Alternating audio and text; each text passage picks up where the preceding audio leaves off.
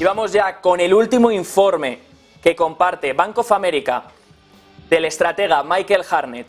Ese estratega que ha sido bajista durante todo 2022, que en 2023 dijo en un informe publicado a principios de marzo, habrá un evento crediticio. Ahora vuelve a hablar. Y tiene una frase muy interesante en su último informe. Y dice así, dice, el pánico de los mercados de capitales, el pánico de los inversores, acabará cuando empiece el pánico de los líderes políticos. ¿A qué se refiere Michael Hartnett con esta frase? Se refiere a que cuando los políticos salen y nos dicen todo está bien, no hay problemas, hay mucha liquidez, los niveles de capital son sanos, ahí es cuando, según Michael Hartnett, hay que preocuparse. Cuando no hay que preocuparse es cuando los políticos nos digan todo está mal, porque ahí sabemos que entonces van a usar las herramientas de siempre para proporcionar liquidez y salvar a los mercados. Ese es el informe, y es como titula el informe de esta semana, el equipo de estrategas de Bank of America, liderado por Michael Hartnett, que también comparten ese flujo de entradas de capital. ¿Dónde se ha movido el dinero de los inversores? ¿Hacia dónde ha rotado? ¿Están entrando en acciones? ¿Están entrando en bonos? ¿Se están yendo a efectivo? Bueno, pues fíjense en el gráfico que tenemos ahí, que lo comparte Bloomberg, cómo están incrementando las entradas de efectivo en los fondos monetarios, que alcanzan su mayor nivel desde marzo de 2020. ¿Recuerdan cuando comenzó la pandemia? O por lo menos en los mercados empezaron a caer. Ahí es cuando se generó un miedo y la gente por pánico sacó su dinero y lo metía en fondos monetarios.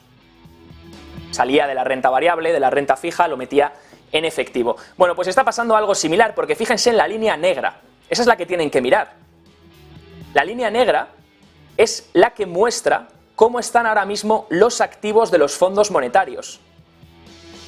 Fíjense que además, cuando la Reserva Federal sube tipos de interés, normalmente esos activos de los fondos monetarios tienden a subir, ya que no solo pagan un interés mayor, piénsenlo, estos fondos monetarios se basan prácticamente en letras a corto plazo para mantener el poder adquisitivo de la divisa, y básicamente lo que tienen son letras a corto plazo. Entonces, cuando los intereses incrementan, la Reserva Federal sube los tipos de interés, estos fondos monetarios empiezan a pagar también un interés, aunque sea un interés muy bajito, empiezan a pagar un interés, y la gente suele preferir meterlo en esos fondos de mercado monetario a tenerlo en otros activos que a lo mejor por el riesgo en el que se encuentra el mercado pueden incluso dar unas rentabilidades negativas, o incluso mejor que dejarlo en el banco, que pagan unos depósitos muy bajos por los altos niveles de liquidez que hay ahora, a pesar de que los tipos de interés sean muy altos, que ese es uno de los problemas de los bancos regionales, que mientras la Fed sigue subiendo los tipos de interés, los bancos regionales tienen que competir contra el resto de activos.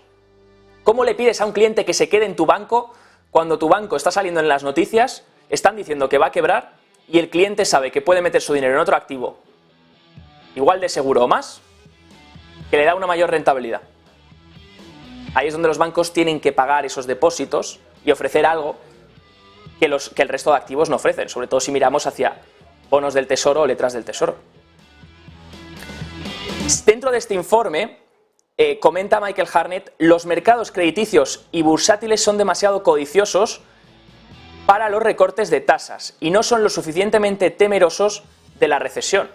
¿Qué quiere decir Michael Hartnett con esto? Dice que por mucho que venga un pivot de la Reserva Federal, una pausa de la Reserva Federal, que no suban más los tipos de interés, dice Michael Hartnett que los mercados lo están tomando como algo ambicioso, como que es una buena noticia para las bolsas, cuando la realidad es que si pausan la subida de tipos, posiblemente es porque algo no va bien y la economía se está deteriorando por dentro, o el estrés financiero, las condiciones financieras, mejor dicho, están muy elevadas. Los fondos de efectivo globales tuvieron entradas de casi 143.000 millones, como hemos dicho, la mayor desde marzo de 2020 en la última semana, sumando más de 300.000 millones de entradas en efectivo en las últimas 4 semanas.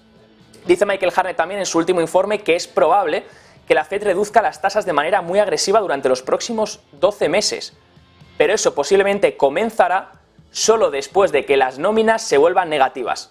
Se refiere a ese dato del BLS, ese dato que conocemos mensualmente sobre las nóminas no agrícolas estadounidenses. recuerden que siguen saliendo en entorno positivo, se siguen creando nóminas mes a mes. Dice Michael Hartnett, cuando veamos un dato negativo, se han destruido empleos en un mes, ahí es cuando posiblemente la Fed empezará a pivotar.